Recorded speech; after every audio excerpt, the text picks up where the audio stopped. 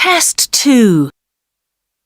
You will hear a number of different recordings, and you will have to answer questions on what you hear. There will be time for you to read the instructions and questions, and you will have a chance to check your work. All the recordings will be played once only. The test is in 4 sections. At the end of the test, you will be given 10 minutes to transfer your answers to an answer sheet. Now turn to Section 1. Section 1.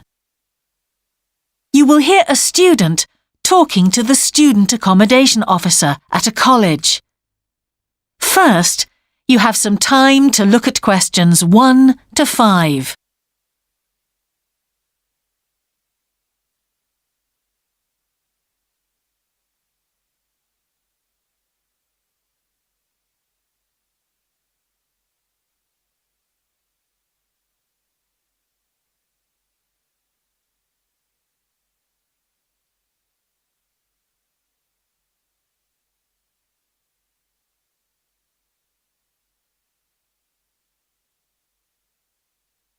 You will see that there is an example that has been done for you. On this occasion only, the conversation relating to this will be played first. Good morning. Can I help you? Yes, I've just been accepted on a course at the university and I'd like to try and arrange accommodation in a hall of residence. Yes, certainly. Please sit down. What I'll do is fill in a form with you to find out a little more about your preferences and so forth. Thank you. The student wishes to arrange accommodation in a hall of residence, so hall has been written in the space. Now we shall begin. You should answer the questions as you listen, because you will not hear the recording a second time. Listen carefully and answer questions 1 to 5.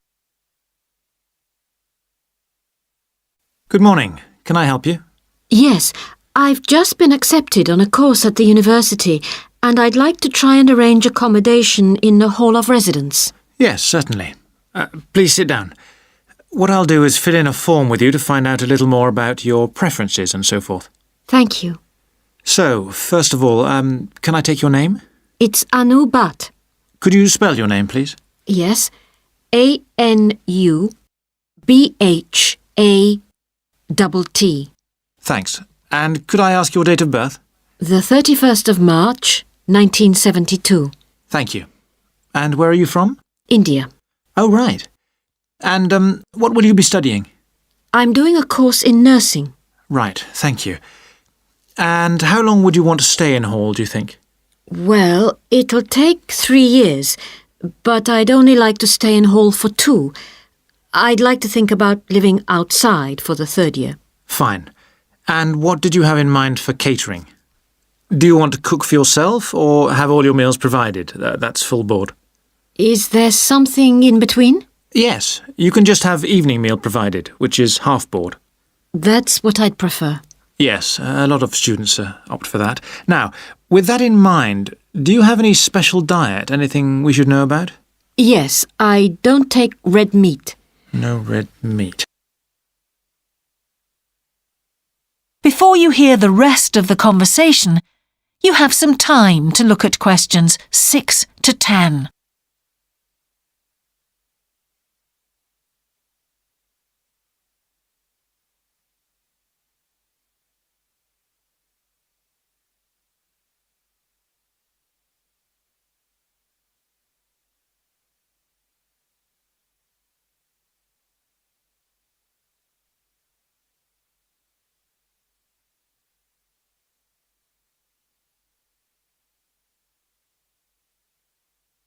Now listen and answer questions 6 to 10. Now, thinking about the room itself, we have a number of options. You can have a single study bedroom or you can have a shared one. These are both what we call simple rooms. The other alternative is to opt for a single bedsit, which actually has more space and better facilities.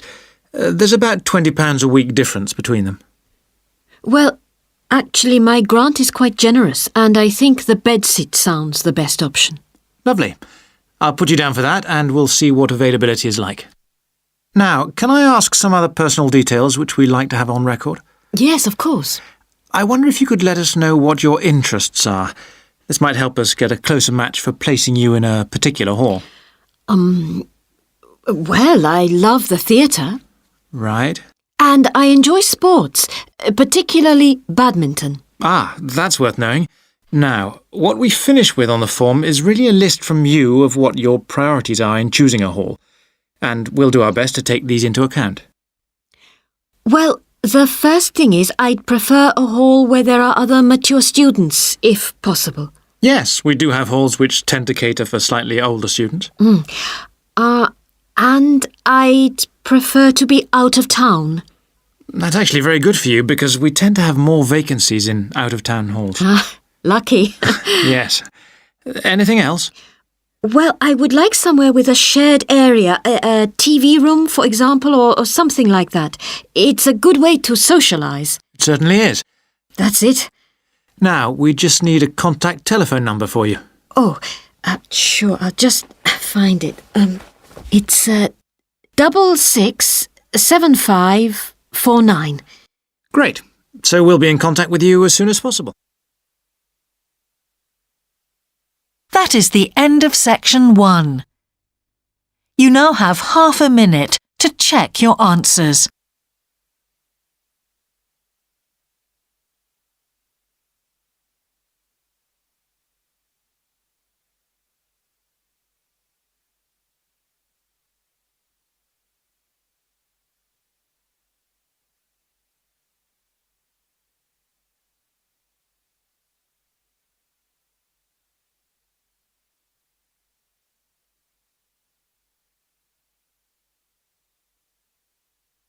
Now turn to section 2.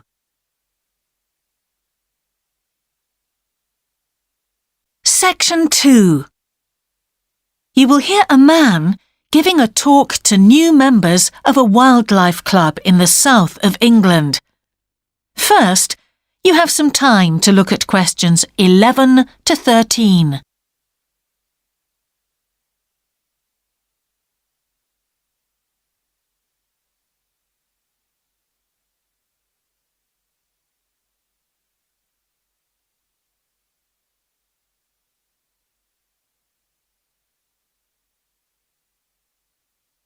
Now listen carefully and answer questions 11 to 13. Hello, I'm delighted to welcome you to our wildlife club and very pleased that you're interested in the countryside and the plants and creatures of this area. I think you'll be surprised at the variety we have here, even though we're not far from London. I'll start by telling you about some of the parks and open spaces nearby. One very pleasant place is Halland Common. This has been public land for hundreds of years, and what you'll find interesting is that the River Ouse, which flows into the sea 80 kilometres away, has its source in the common. There's an information board about the plants and animals you can see here, and, by the way, the common is accessible 24 hours a day. Then there's Holt Island, which is noted for its great range of trees. In the past, willows were grown here commercially for basket making, and this ancient craft has recently been reintroduced. The island is only open to the public from Friday to Sunday because it's quite small, and if there were people around every day, much of the wildlife would keep away. From there, it's just a short walk across the bridge to Longfield Country Park. Longfield has a modern replica of a farm from over 2,000 years ago.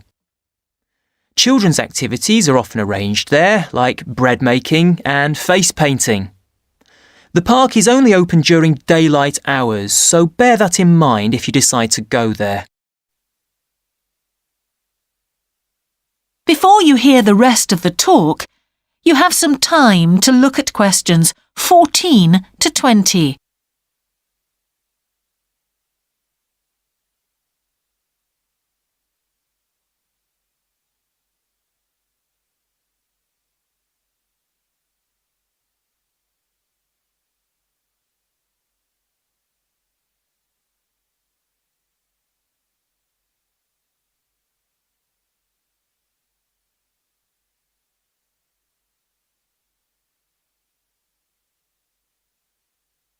Now listen and answer questions 14 to 20.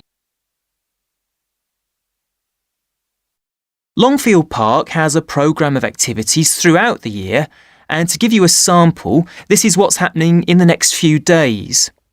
On Monday, you can learn about herbs and how they've been used over the centuries. You'll start with a tour of our herb garden, practice the technique of using them as colour dyes for cloth, and listen to an illustrated talk about their use in cooking and medicine. Then on Wednesday, you can join local experts to discover the variety of insects and birds that appear in the evening. We keep to a small number of people in the group, so if you want to go, you'll need to phone the park ranger a few days ahead.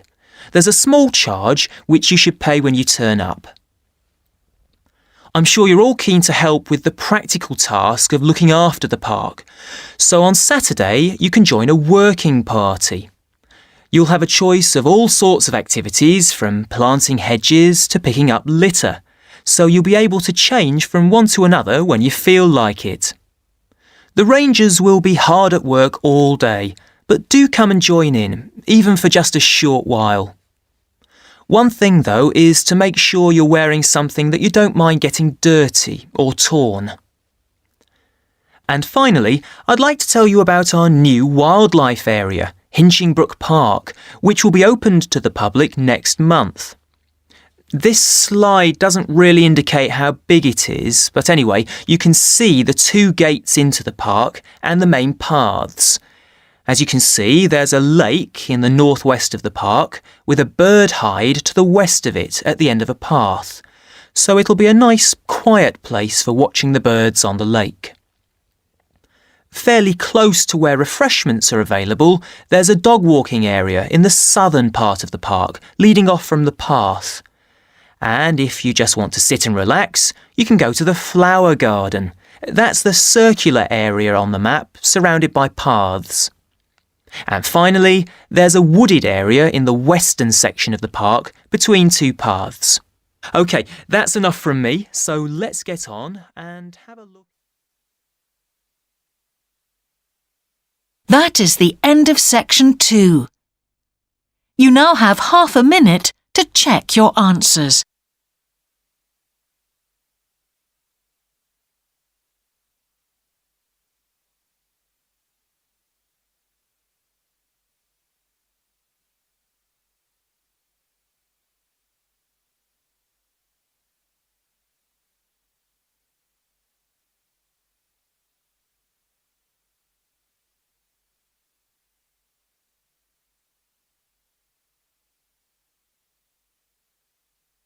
Now turn to section 3.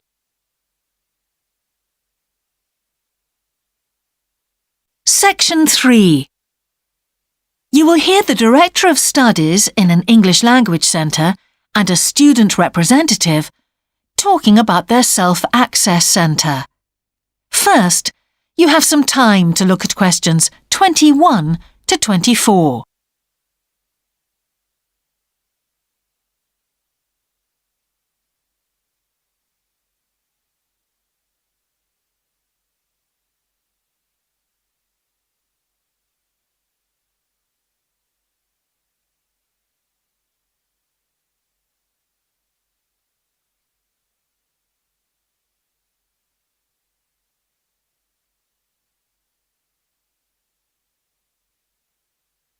Now listen carefully and answer questions 21 to 24. Hi, Yun. As you know, I've asked you here today to discuss the future of our Self-Access Centre. We have to decide what we want to do about this very important resource for our English language students. So, can you tell me what the students think about this? Well, from the students' point of view, we would like to keep it. The majority of students say that they enjoy using it because it provides a variation on the classroom routine, and they see it as a pretty major component of their course. But we would like to see some improvements to the equipment, particularly the computers. There aren't enough for one each at the moment, and we always have to share. Well, yes, The teachers agree that it is a very valuable resource, but one thing we have noticed is that a lot of the students are using it to check their personal emails. We don't want to stop you students using it, but we think the computers should be used as a learning resource, not for emails. Some of us also think that we could benefit a lot more by relocating the Self-Access Centre to the main university library building. How do you think the students would feel about that, Yun? Well, the library is big enough to incorporate the Self-Access Centre, but it wouldn't be like a class activity anymore. Our main worry would be not being able to go to a teacher for advice. I'm sure there would be plenty of things to do, but we really need teachers to help us choose the best activities. Well, there would still be a teacher present and he or she would guide the activities of the students. We wouldn't just leave them to get on with it. Yes, but I think the students would be much happier keeping the existing setup. They really like going to the Self-Access Centre with their teacher and staying together as a group to do activities. If we could just improve the resources and facilities, I think it would be fine. Is the cost going to be a problem? It's not so much the expense that I'm worried about, and we've certainly got room to do it, but it's the problem of timetabling a teacher to be in there outside class hours. If we're going to spend a lot of money on equipment and resources, we really need to make sure that everything is looked after properly. Anyway, let's make some notes to see just what needs doing to improve the centre. Before you hear the rest of the conversation, you have some time to look at questions 25 to 30.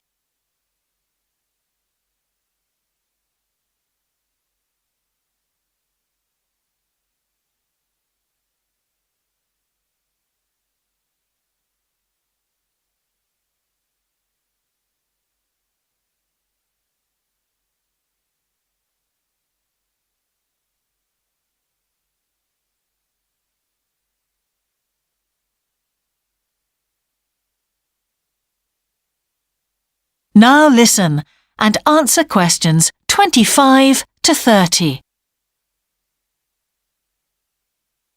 Now, what about the computers?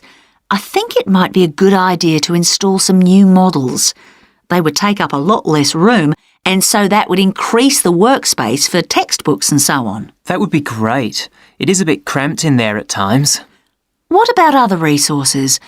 Do you have a list of things that the students would like to see improved? Yes, one of the comments that students frequently make is that they find it difficult to find materials that are appropriate for their level, especially reading resources. So I think we need to label them more clearly. Well, that's easy enough. We can get that organised very quickly.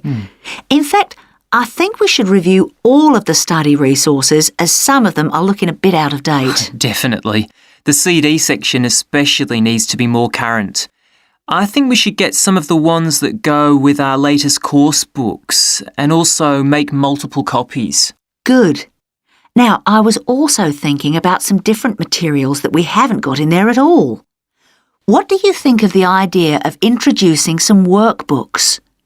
If we break them up into separate pages and laminate them, they'd be a great resource. The students could study the main course book in class and then do follow-up practice in the Self-Access Centre. That sounds good.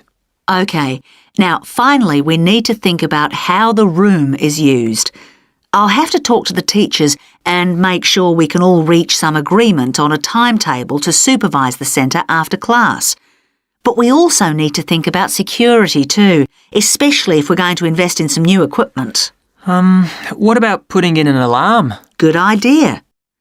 The other thing I'd like to do is talk to our technicians and see whether we could somehow limit the access to email. I really don't want to see that resource misused.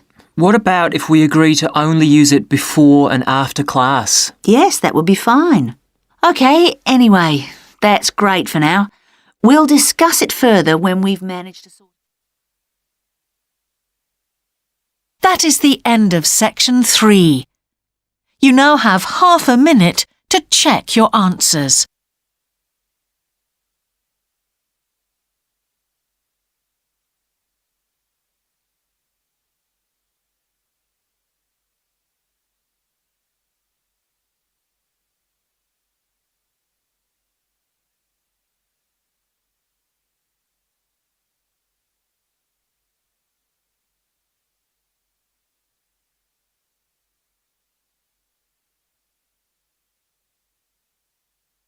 Now turn to section 4.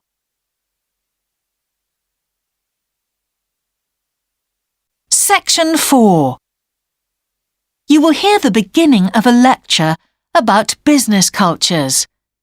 First, you have some time to look at questions 31 to 40.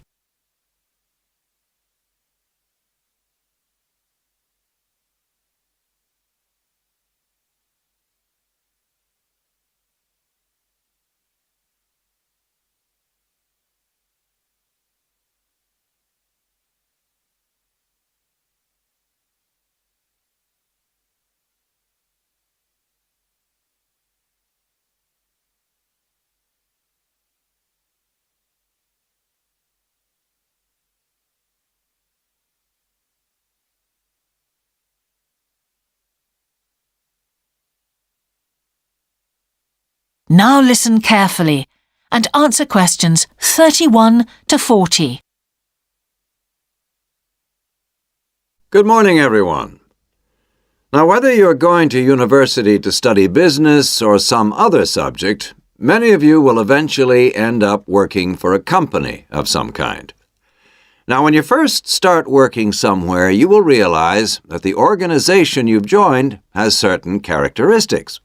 And we often refer to these social characteristics as the culture of the organization. This includes its unwritten ideas, beliefs, values, and things like that. One well-known writer has classified company cultures by identifying 4 major types. The first type is called the power culture, and it's usually found in small organizations. It's the type of culture that needs a central source of power to be effective. And because control is in the hands of just 1 or 2 people, there aren't many rules or procedures. Another characteristic is that communication usually takes the form of conversations rather than, say, formal meetings or written memos. Now, one of the benefits of this culture is that the organization has the ability to act quickly. So it responds well to threat or danger on the one hand, and opportunity on the other. But on the negative side, this type of organization doesn't always act effectively, because it depends too much on 1 or 2 people at the top. And when these people make poor decisions, there's no one else who can influence them. And the kind of person who does well in this type of business culture is one who is happy to take risks, and for whom job security is a low priority. The next type is known as role culture. That's R-O-L-E, not R-O-L-L, by the way. And this type is usually found in large companies, which have lots of different levels in them. These organizations usually have separate departments that specialize in things like finance or sales or maintenance or whatever.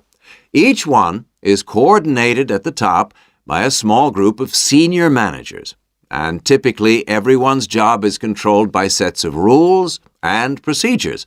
For example, there are specific job descriptions, rules for discipline, and so on. What are the benefits of this kind of culture? Well, firstly, because it's found in large organizations, its fixed costs, or overheads as they're known, are low in relation to its output or what it produces. In other words, it can achieve economies of scale. And secondly, it is particularly successful in business markets where technical expertise is important. On the other hand, this culture is often very slow to recognize the need for change, and even slower to react. What kind of person does this type of culture suit? Well, it suits employees who value security and who don't particularly want to have responsibility.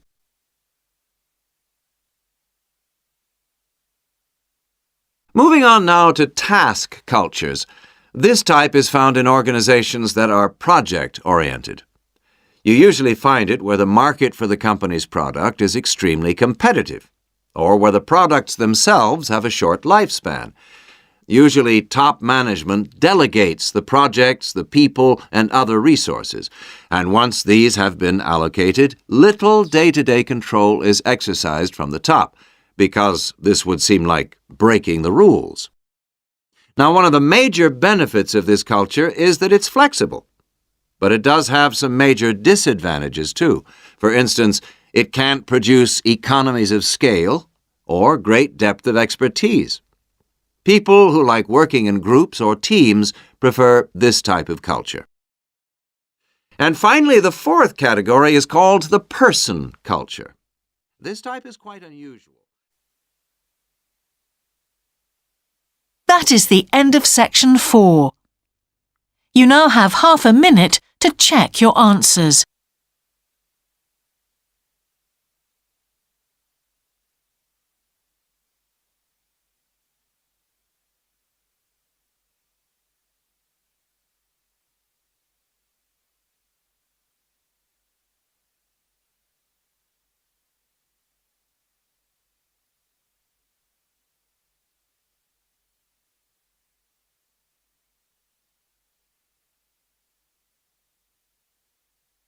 That is the end of the listening test.